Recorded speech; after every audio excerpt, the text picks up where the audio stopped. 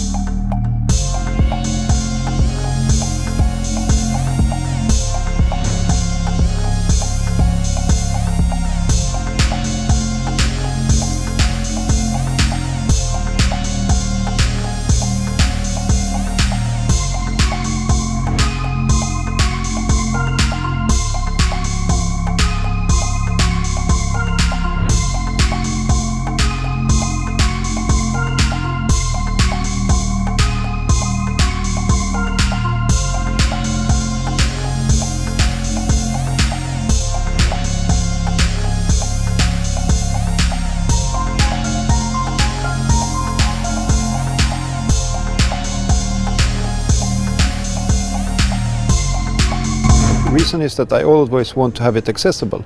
And when I read my chip, I just swipe my phone on the chip and then I unlock and it opens up. This is a PDF, which is my COVID passport. And this means that it's always accessible for me or for anyone else really who wants to read me.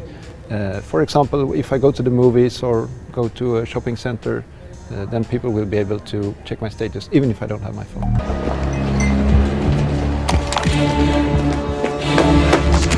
Get on the fucking elevator.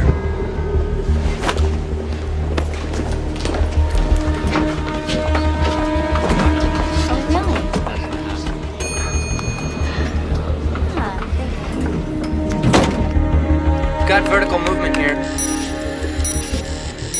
Elevator. He's in an elevator. We're losing our tracking. Anybody got a visual? We need to move location and get a better signal. Are you guys there yet? Negative.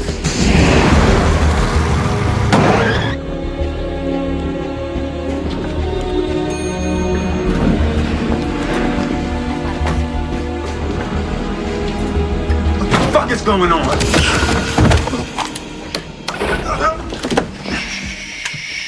Wait, they stopped.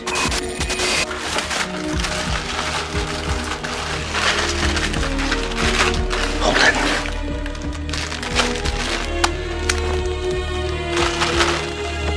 What's your problem?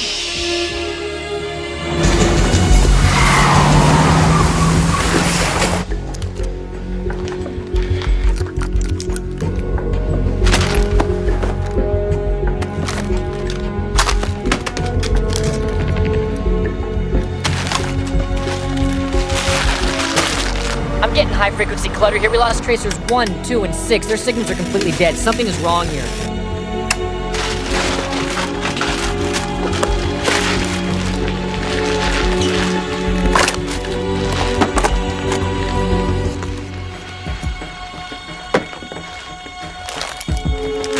Get up.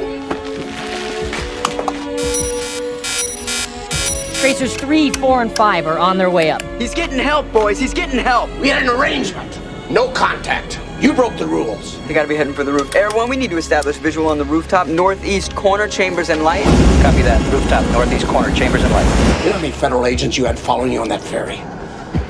I don't... Who are you working for? What are you talking about? I'm not working. Is this about me? Am I a target here? Do they know me? Who is they? Do they know me? I don't know what you're talking about! You're either very smart or incredibly stupid. Get off. Come on.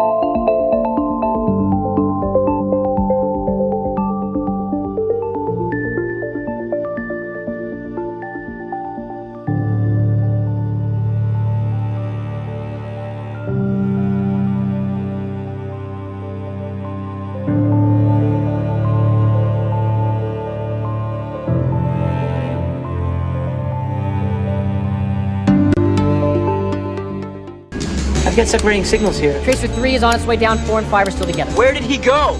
How'd you find out about the ferry? Who set that up for you? Rachel did.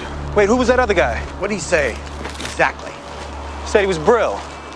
Did he say it or did you say it and he picked up on it? Come on, think. Shit, I said it. God damn it. You see, that's why I have rules. That's Is all this about Pintero? You think the mob uses devices like this?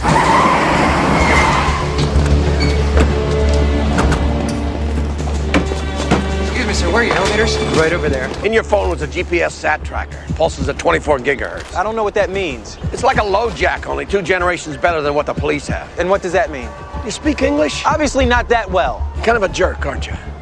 It means the NSA can read the time off your fucking wristwatch. All right, enough of this bullshit. Right now, you either shoot me or tell me what the fuck is going on. Jones, you take the stairs. Krug, hold the perimeter. Coming in my signal.